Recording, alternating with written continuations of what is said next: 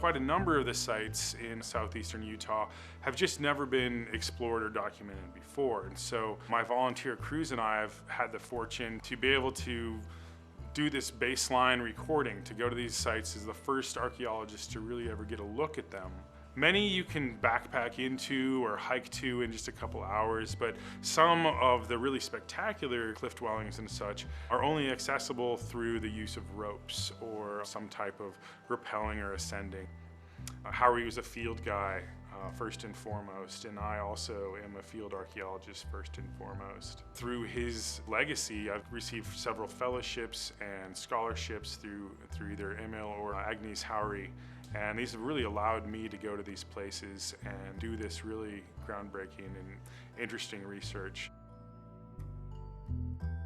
So my research is really focused on understanding ancient social identities. So how people related to each other, what they thought about where they came from, who they were related to, who their descendants were, what constituted a community or a household, and how households fit within those larger social structures. One of the ways that I've found to do that is by looking at ancient clothing and dressing practices. So what I've been doing is looking at depictions of clothing in different types of media that are maybe more enduring and less perishable, like rock art or building decorations, some of which actually show very clear-cut depictions of certain types of clothes, especially sandals. And this particular type of footwear I'm looking at are these what's called twined yucca sandals, and they're woven a certain way. They're really complexly woven. Each one has about 70 to 90 feet of cordage in just one sandal. And they're really interesting because each pair had a unique set of treads. And those were woven with different types of knotting and wrapping of the different weaving elements that created these unique tread patterns. So when people would walk across the landscape or walk in soft soil, they would leave these unique sets of footprints.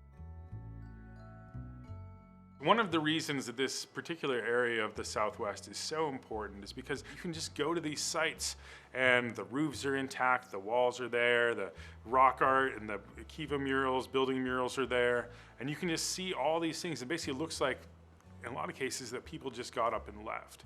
And so it provides this opportunity to really make this direct link in people's minds between the past and the present.